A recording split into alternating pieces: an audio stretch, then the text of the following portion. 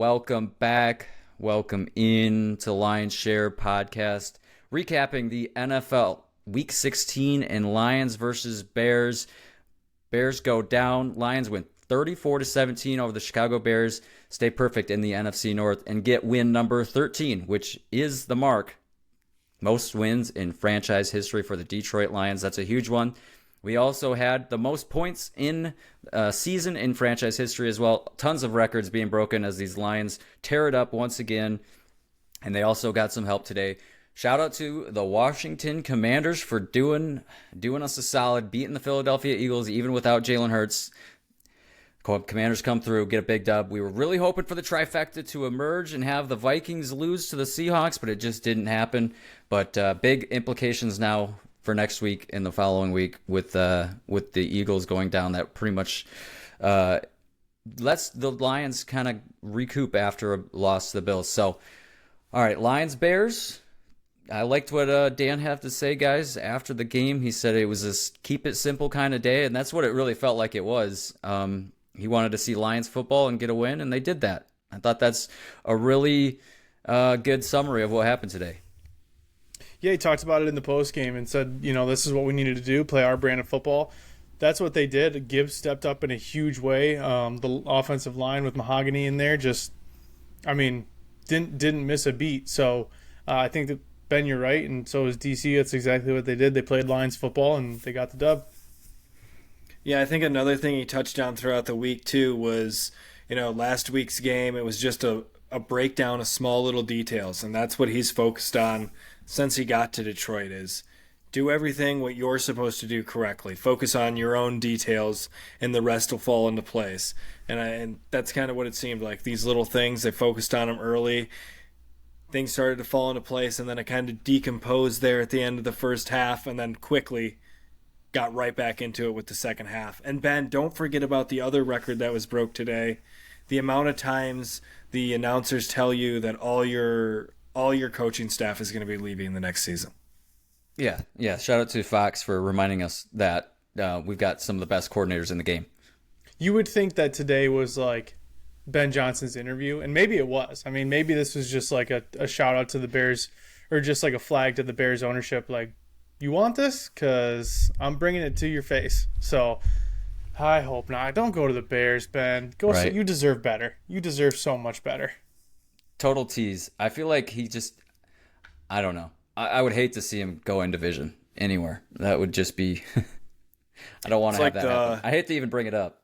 It's like the Saquon Hard Knocks talk there. Oh, yeah. The same. Yep. No, it's bad juju all around. And, Aaron Glenn with ties to New Orleans, maybe he goes to New Orleans if he does want to take that head coach leap. Ben Johnson has been picky in the past. And, oh, no, Mitch, this is. We might be safe. Okay. It's doing things. It's doing things I don't want it to do.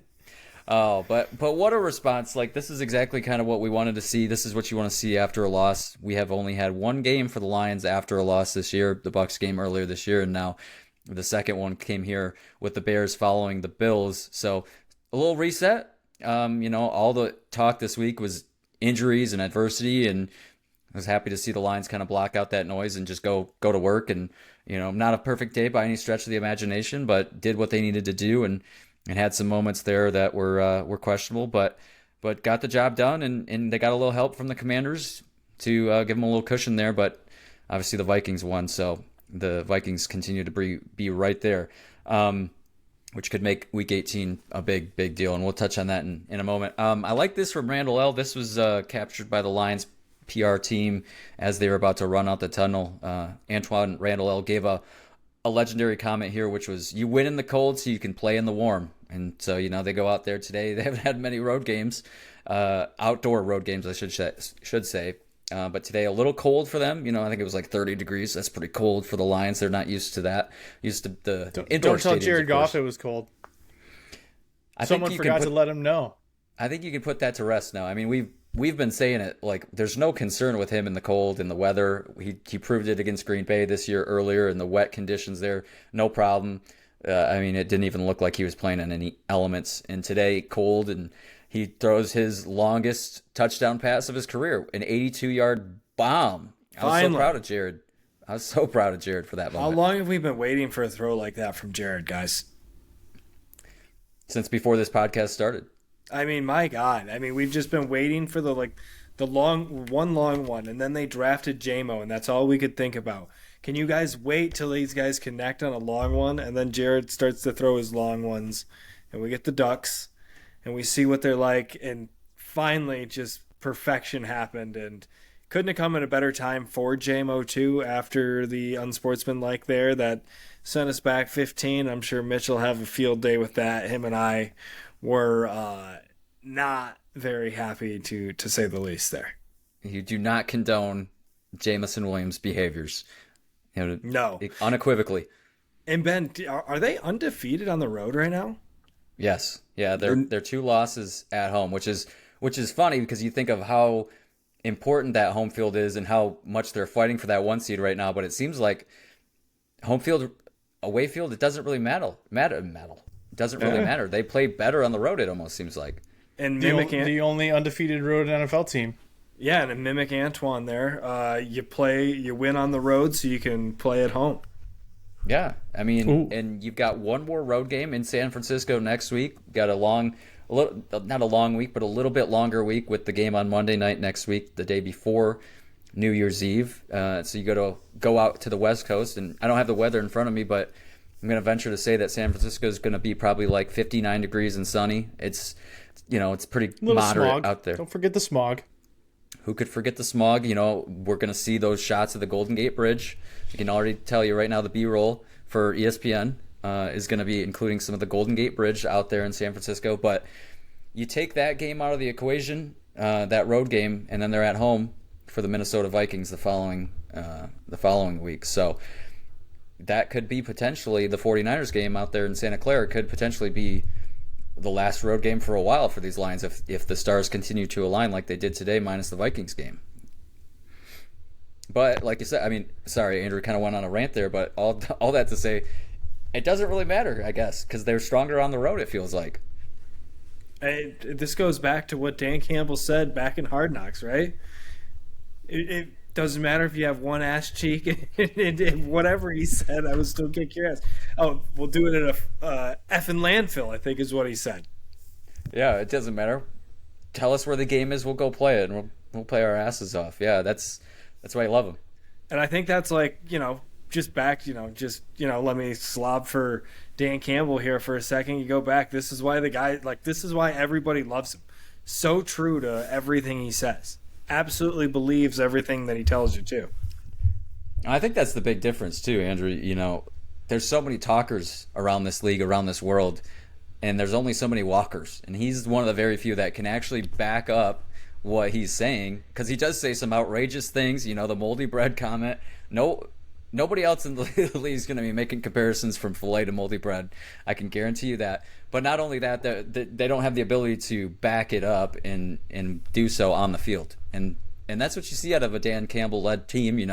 They come out of the gates hot today. They had some field goals in the first half. We kind of harped on that in our halftime capsules about this team just kind of settles for field goals against the Bears, and I don't know if that's strategy or what, but I was a little surprised they didn't go for a couple of those fourth downs, and then, obviously did later in the game. But, they come out of the gates hot. They score the first, I think, 13-0, and then the Bears come back with 2 scores late in the second quarter to make it a little bit closer at halftime. Would have loved to have a wider differential there at the half, but, they came out, ready to play. The offense was hot and was humming without David Montgomery out there too, so shout out to Gibbs for the day that he had, and no Graham Glasgow, as you highlighted, Mitch. But were you surprised, Andrew, to see Mahogany out there? This is a guy that we've been waiting on. Had the illness for so long, right?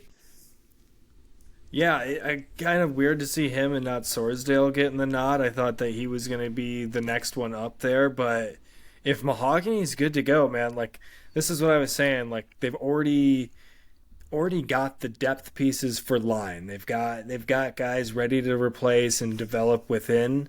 So you'd love to see all that but I think they did great, because my first initial thoughts were the offensive line is actually getting a push off today. They are moving forward. Last week they were moving backwards. Ed Oliver completely exposed the offensive line. So I think it was a great bounce back week for them. Just couldn't agree more. I mean, you saw like the depth of the offensive line on some of these run plays, and they needed it. I mean, again, Gibbs stepped up in a huge way. I think his volume today was insane, and he didn't miss a beat at all. And I mean, I was texting you guys, like, I think round one, we've talked about this before. Round one, I'd love to see offensive line depth. Maybe we don't need it. I mean, Mahogany that's a good start. That's for sure. Yeah, for him to do that in his first start, I thought he had a couple shaky plays, and I'd love to see what his PFF was because, that might shed some more light into it. But, he's surrounded by a great cast in that offensive line, and we've seen them struggle at times this year uncharacteristically. So it was great to see that improvement today, and one that I hope continues going forward here against the 49ers too. Yeah, and as far as Gibbs goes, I think he had a great day, but the issue is that this is where we lose David Montgomery, and we were settling for a lot of field goals in the red zone. The field scrunches down. There's not so much room for Gibbs to make things happen and use his speed to his advantage. And, I mean, how many plays did it take us to score within the 5 there? I mean, it was getting a little dicey. We knew Dan was going to use every play, but that's the biggest loss for me, and that was the biggest worry. Yeah, you said it, pal. David Montgomery's scoring on probably all of those instances in that sequence. So that's where the concern comes in. And, it's a Bears team that's got some injuries. Their season's obviously it's over, right? So they come in onto this game on an 8-game losing streak. So, you wonder how much fight they've got in him too. So it's hard to compare. I mean, 23 carries for 109 yards for Gibbs today. If he can do that every week, that's what we need out of him. Each and every week we were seeing him and Monty split the carries and end up about 90 to 100 yards combined. And so here he comes out with basically the numbers that probably they'd both have today with 109. And I think my concern coming into this game was the workload of him. Is he going to be able to handle the new capacity without Monty out there? And I thought he did a really good job. I was surprised they didn't sub him out more. Craig Reynolds had 4 carries for 18 yards, and Jamar Jefferson 3 for 13. So I was surprised to see the volume that they had him out there. Almost felt like he had more than 23 carries today. I don't know about you guys, but what does this make you feel like for the future here, as they're going to have to be without Monty for another 5 weeks? You feel full confidence here with Gibbs after the showing today on his own? Yeah, I think it's hard to say no when he have 23 carries, 24 carries, 109 yards. I mean, what more can you ask for? 45 on 4 catches. I don't think, Andrew, I think you're right. It kind of like when you get in those must-need yardage situations, it does shrink it. We've seen Gibbs put his shoulder down before, but I mean, as far as a premier back goes, I'm sure a lot of teams in the league would love to just have Gibbs. Craig came in at the end and Jefferson and gave him a little relief. I feel good about it, to be honest. Obviously, I'd love to have Monty as well, but Gibbs did great today. No, agree. And like I said, the only thing you can really ask for, and Montgomery's kind of an anomaly, right? How many times have we seen one guy not be able to take him down? But just as far as like a back that can fall forward, right? You need those short yardage. Get hit and fall forward. Don't fall backwards. That's the big thing. And that's what drive killers, game killers, those negative plays. We've seen this offense, when they get behind the sticks, it's not the same offense. One of the top offenses in the league, but when they're behind the sticks, their offense just does not, it's just not built for that. And teams know that. So they're going to try to push them back and get those negative plays because they know that's the answer to unfolding this prolific Lions offense. And speaking of prolific, we would be remiss if we didn't talk about the trick play. I think Jared Goff was coining it as the old stumble bum. I think what my favorite part about this, and we'll watch the clip here in a minute, but my favorite part about this is all the guys yelling ball, ball, ball, ball, acting like, not only acting by doing the theatrics, but also throwing out the words to try to throw off the defense here with the ball too. This is maybe one of my favorite plays ever. You hear them all saying ball, ball, ball. That sells it too. Connects with Laporta for a Lions touchdown.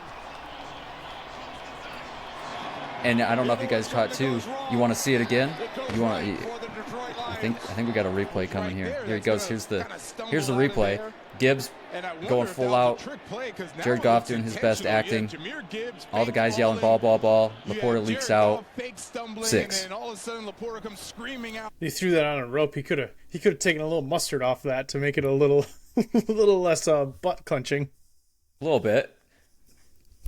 But, Ben Johnson says the well is deep, and he wasn't lying when he said that. I've never seen a play like this, and how funny it is to be against the Bears team that, like you said, Mitch, he's maybe showing him what he's got there, Ben Johnson. Yeah, so I saw something, I don't know if it's true or not, but Ben Johnson actually wanted Goff to fumble it. He's like, can you fumble it on purpose?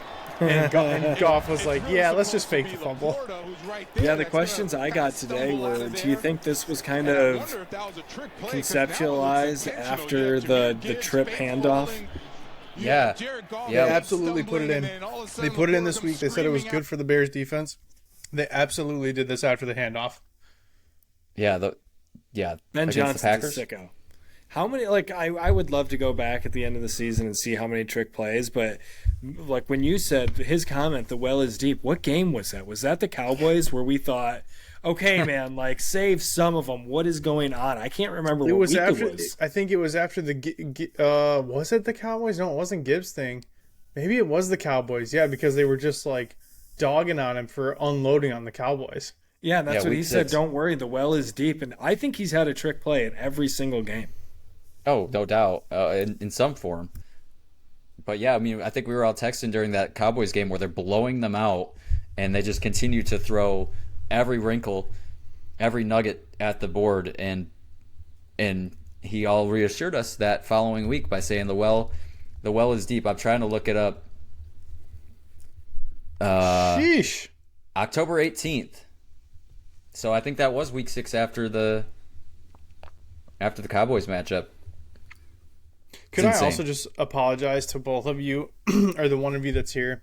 I did not realize, I was listening to the radio a little bit, and that's where I heard the Binky thing, and I referred to Gibbs as the Binky in my halftime capsule. I did not realize how often Vilma was going to say it, and I really don't like Vilma. We've got to get off of these. It's the worst part of the 1 o'clock slot. Yeah, you get these C and D level crews that just don't have it, and it's I don't have so much of a gripe with Vilma. I think he has his moments where he shows that he can be okay. I'm probably being optimistic there, but the play-by-play guy is Kenny Albert. Yeah, I just don't. I know you're not a Kenny guy. I'm not a Kenny guy, and he of course took the bait on this trick play and was like, "Oh my God, it's a broken play. They fell down. Oh my God, it's a broken play." Vilma, credit to Vilma. He stepped in and was like, "I think that was by design." So, but yeah, the Binky comment. St. Brown is the Binky. Saint Binky. I mean, what other coach in the NFL is going to say that? He's just amazing. Exactly. It's the moldy bread. It's the Binky. Dude is like you just put a quarter in him. He's just gonna spit out these incredible quotes, one He's after like that another. One, everyone has that one uncle that you just hang around that uncle to laugh. But that's Dan Campbell. He's just elite at what he does. You just wind him up. He's good for it. Shout out Uncle Joe. Shout out to Uncle Joe. We've all got that Uncle Joe in the family tree somewhere. Celebration too for Gibbs. If we want to talk about this, I don't know what that was, but he's getting dirty. Apparently, it's a TikTok trend. Okay. I guess so. We might be out of touch with that Wrong side of the FYP. world. Yeah, apparently that's not ours. I'm more concerned about Amon-Ra. Oh God, yeah. What did he do? Amon-Ra just has the most absurd celebrations, but you just have to let him do his thing. Was that the Dan Campbell cradle that he was doing there? The whole team got involved with? Oh, the Binky? Is that the... Well, I thought it was, because Dan Campbell has a large appendage down there. I thought that was the Dan Campbell cradle. Okay. Now I see where your head's at. And maybe Do you're we want to right. talk? Do we want to talk defense? Yeah, let's move to the defense. Well, just real quick, Jared Goff, 23 of 32, 336, 3 touchdowns, no interceptions, 1 sack on the day, QB rating of 137. Jameson Williams with a massive day, 5 catches, 143. The Long of 82. St. Brown, Mr. Binky himself, 6 catches, 70 yards. Gibbs, like you said, Mitch, 4 catches, 45. And Laporta, 4 catches for 43. So that was fiction on Laporta leading the receiving attack, but it was a fact on the Gibbs getting or the Lions rushing getting over 100 yards, 146 on the day, rushing 336 through the air. That puts your grand total at, seems like every week the Lions are over 400 yards, 475 yards of offense, nearly eclipsing 500 again. Other side of the ball, though, not to be outdone, the Bears nearly eclipsing 400 themselves with 382. Caleb Williams threw the ball 40 times today, 26 completions, 334, nearly the same yardage as Goff, and 2 interceptions. And they did get the 2 sacks on him today. Finally, it took a while for those sacks to come, but like you said, Andrew Muhammad with 1, and then Iffy gets a sack. Great to see Iffy back out on the field. Number 6, love seeing him out there because he just brings a new element to this defense. Love to see him. I think he got a little confused on that Keenan Allen touchdown right before half. So let's get that tightened back up. Iffy, welcome back. Like, way to get your legs underneath you. But yeah, like Caleb Williams threw the ball 40 times. How many times did they have him contained, and then he breaks out of the pocket, extends the play, and makes a crazy play? That's what kills the defense. That's all they have to clean up. He can throw it as many times as he wants. As long as they can keep him contained, that's fine. Extended plays are daggers for the Lions. It just sucks that like Keenan Allen decides to go like Keenan Allen from 2018 every time he plays the Lions. It's really a shame. Yeah, he's done it in multiple uniforms. He did it when he was with the Chargers against this team, and he's doing it now with the Bears uniform. It's very true. But to your point, Andrew, just does not want to take that helmet off these days. Exposed. Oh, that was really funny. I was watching him on the sidelines after he caught that one, and it looked like he wanted to rip it off, and then it was like it crept in the back of his head. I know better. He's learned his lessons. Brian Branch on the day was the leading tackler with 12. Amik Robertson, he is kind of a monster with these TFLs and these open field tackles, but he's not always a monster out there. Yeah, so it's almost like Branch has to do more of the coverage stuff, and Rakestraw is kind of taking that Branch role, which I think is the right thing to do, especially with a rookie. You've got Branch, a little more of a veteran, can recognize the plays that are coming at him. Let Rakestraw eat a little bit. Let the athlete go and get in there and, get his pads level. I like it. I think that's a good call by AG to get Rakestraw more involved. I think you mean Robertson when you say Rakestraw. Oh, I'm sorry. Don't put this on TikTok. That's gonna get ugly for me. That'll get bad. Your house might be in threat if that happens. We don't know ball. Tommy, fix that one.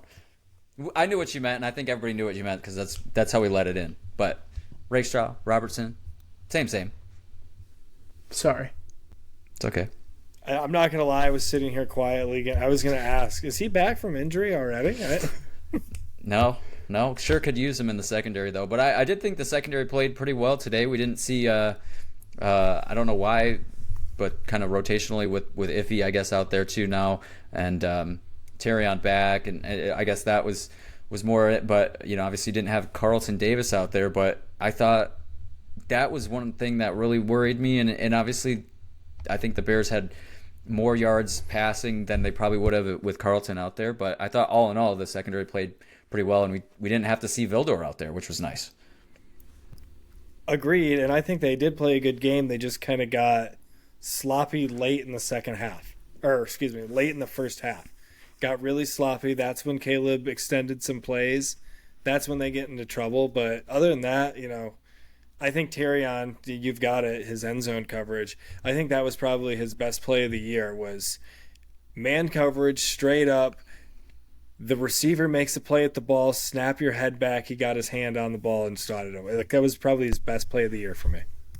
I think he's gotten better and better. I would agree, though, Andrew. I think he had a solid game today, but he's progressed, and for probably one of the most challenging positions in the league as far as being a rookie goes, he's gotten much, much, much better.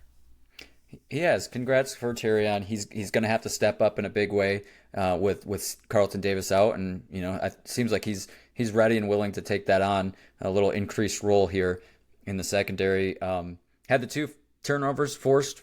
Did the Lions defense, Paschal reaching his arm out there early, kind of fell into his lap there. Not so much a forced fumble there, but it is a fumble nonetheless, and Paschal gets it, so shout out to him. And then Brian Branch with the forced fumble later on Roma Dunze. Again, like you said in your halftime capsule, Mitch, very opportunistic day today. Not really the forced turnovers like we would expect. Branch almost had another one later, and they almost got another one from oh God, number 2. Help me out here. I watch football, DJ Moore. everybody. DJ Moore, I'm sorry. DJ Moore, I can't get a feel for him. Is he the new Deebo Samuel? Like, just kind of the diva gadget player, wide receiver? I feels like, I mean, I don't know. He does 7 catches, 68 yards today. But it does feel like that's kind of his role with the Roma Dunze out there and Keenan Allen. Yeah, they just don't know how to. It's like the classic, like, there's just one ball, and they brought in too many wide receivers and Forgot to get linemen. Yeah, literally. Yeah, it's crazy. Yeah, Ben, I know you want to talk about Tom Kennedy returning punts. How much time are we going to spend on it? Okay, 0 capsules. No. Once again, Tommy didn't do his job, and we don't have those loaded up. So we're going to nix that once again. Merry Christmas to all the shareholders out there. Tom Kennedy is back on this team, though. His 6th stint on this team, he's been on the team, but just on the practice squad. But one last thing about the defense. Held the Bears under 40 yards rushing in the first half. Total on the day, 59 yards rushing for the Bears. So the run defense continues to be incredibly strong. DeAndre Swift, come on. That was going to be my next point. Is Swift, Swift. 9 carries for 20 yards, 2.2 average for Swift today. Yeah. Yeah, and probably like he just never got a chance to get going too. The Lions offense just got off to such a hot start. They had to throw a lot. Yeah, 17 carries on the day as a team for the 17 rush plays for the Bears. Oh my God, what's going on? Shout out to the YouTube if you want to see what the hell just happened there. Can we put that in slow motion and just put that on the TikTok?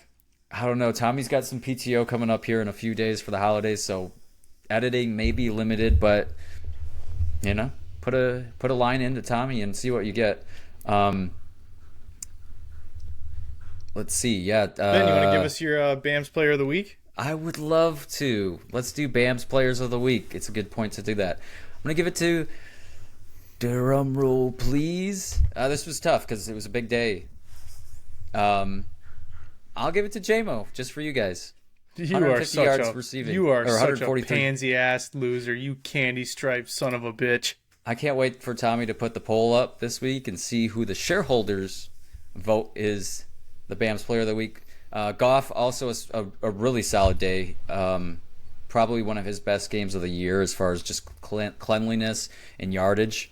And then that 82-yard bomb, his longest of his career. And then Gibbs stepping up in a big way for Monty.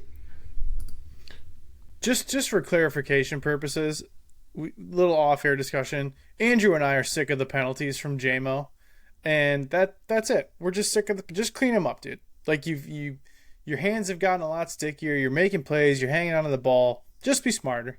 That's all. We're just tired of it. It's not a big deal. We're not going to make excuses like Ben is. It's a million little things. That's all. Yeah, death by 1,000 cuts. That's exactly it. My player of the week here. I'm either going to give it to St. Brown, Mr. Binky there, because my God, because the guy just not show up. And Jack Campbell on the other side of the ball, being the captain of the defense without Anzalone. How many weeks is this now? The guy's been showing up in a big way. If you're watching him today, there was a couple times where there was some D linemen out of place late. He was shifting down, getting him into place, and then still getting to where he needed to be. Great work by him as of late. I know you tried to ignore the PFF grade that Jack Campbell got because you're such a hater, but Jack Campbell, the highest rated line on the day with a PFF grade of 88.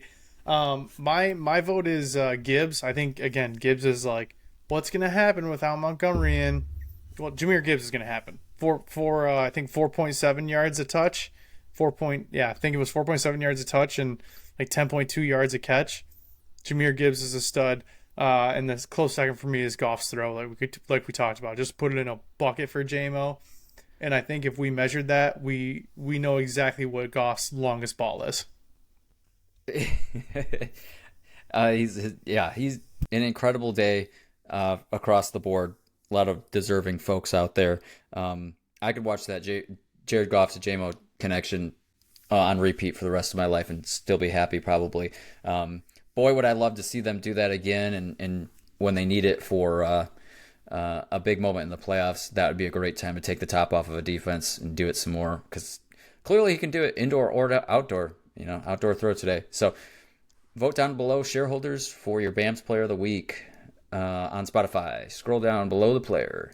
Remember, yes, S is for shareholder. Yes, remember the S's. That's you guys. You got to do your civic duty, even on a week where we've got a holiday, a big one. Mitch, real quick, I don't know if you have them in front of you. You've got Jack Campbell as the leading on the defense. Do we have the lowest? Yeah, they don't have them all. They don't have them all done yet. So like PFF will just come out with like the quick reaction top three, and it was I think it was Campbell, Onwuzurike, and Branch was third. Makes sense. Branch, solid day. Levi as well, stopping that run all day long. Like I said, under 60 yards rushing for the Bears. One seed talk. So, Mitch, shout out to you for telling us to skip this last week. I do believe that made the stars align at least somewhat here with an Eagles loss. Did have to have Jalen Hurts go down, but the Commanders get it done at the brink of regulation there just before time expired. Huge for the Lions. We really wanted the Vikings to lose. That didn't happen. But if the Lions win next week against the 49ers, they have the opportunity to clinch next week. So we're all Green Bay Packers fans. That hurts. I don't know if I can say it. We have to, though. I think it's safe to talk about it now. I appreciate you guys hopping on the bandwagon, and we just kind of ignored it. I think with the way things shook out today with the Eagles and obviously, it sucks that Jalen Hurts got a concussion. I mean, that's just kind of the worst. But, yeah, we're Packers fans. It is what it is. We got to do our deal with the devil. Because if Packers win, we pick up a dub against the 49ers, there's a very real possibility that these Lions have a long, long time to get healthy. And what do they need most? Although we've seen them on rest, not perform very well. That's very true. But needless to say, less games is going to be better, and you sit atop of that one seed, and you hope that these solid teams in the NFC, including the North, beat up on each other, and then the Lions can kind of, sit back and watch and then attack when needed. So, yeah, I mean, shout out to the Commanders once again. We can't thank you enough. And next week, Packers-Vikings is going to be a huge matchup, and Eagles will be taking on the Cowboys, so that feels like a nice opportunity for a bounce back for the Eagles, and then they close out the year against the Giants. So it feels like the Eagles are going to finish out the year 2-0, so Lions got to keep winning games, like you said, Andrew, and in Week 18, if the Packers and Vikings game next week, if the Vikings win, Week 18 becomes huge and could be for all the marbles in the NFC, and will be must-see television, and it'll probably get flexed. If that does happen, I think it's definitely getting flexed into Sunday night, and we'll be back on primetime for like the 7th time this year, it feels like. So we'll see what happens. Other than that, in Week 16, obviously a lot of these matchups not important, not a lot of playoff implications. Chargers got a win over the Broncos. That was huge for their season in the AFC. Chiefs win another one. Shocker. Disgusting. Ravens Steelers was pretty fun. Tank Dell's done. Tank Dell, yeah. Well, boys, Tank Dell might be done with football. Yeah, that's what I meant. He might be. He was still in the hospital today. That's and 2 in a row though for him seasons. Same leg, yeah. And they're trying to figure out how much damage is done. So that sucks. It's terrible, and what an effort for him to catch that ball amongst all of that going on. That's insane to be able to hold onto that ball through the ground with that going on, the dislocated knee, and among other issues with that knee. I mean, just a terrible injury, and the Texans just can't catch a break. They've got injuries all across the board. Lost Diggs earlier this year to the ACL. Lost Tank Dell last year too. So it's tough. You saw the emotion from C.J. Stroud. It's just those moments are very, very unfortunate, and we're thinking of Tank Dell. Falcons beat the Giants. Penix comes out strong. Cutting Kirk Cousins. Yeah, that could be its own segment. That's insane. $90 million mistake. And Andrew, I think, or you guys, I sent the thing about how it could be slim. Could not even be as big as Deshaun Watson's divorce that will be happening presumably in the offseason as well. So that's incredible. I don't know where Kirk Cousins goes, but he probably goes to the bank because he's banking a ton of money and has done it his whole career. So good for him and the Cousins family, I guess. Bengals crushed the Browns. Joe Burrow threw a touchdown pass where he was horizontal with the ground and just inches off the ground. It was an incredible throw from him. Look that up if you haven't seen it. Colts were destroying the Titans and nearly let them back in. Jonathan Taylor with a monster day. Rams? Shout out to the Rams. I didn't see much of this Rams-Jets game, the low-scoring game. Rams live in close games. They won 12-6 or whatever it was last week against the 49ers. This week, 19-9. That's a shout out to you, Andrew. That's what you used to be calling for picks when the Lions. That's an odd score, 19-9. It was such a bad game. I was waiting for anything to happen. Just nothing. Just move on from it. Jets are done. Aaron Rodgers done. Rams not done though, and with the Seahawks loss and the Cardinals loss, Rams are sitting really good right now with 2 weeks remaining. Probably going to see the Rams again in the playoffs, and could have another rematch with the Rams. The Lions could. So could the Bucks, because the Bucks playing here shortly here in a few minutes over the Cowboys. Bills were losing 14-0. Didn't catch much of that, but they do end up winning, and then the Raiders win over the Jags. Just some ugly games out there this week, but some fun ones too. Commanders Eagles was great theater. Yeah, we had a couple guys here with good picks this week. One not so much.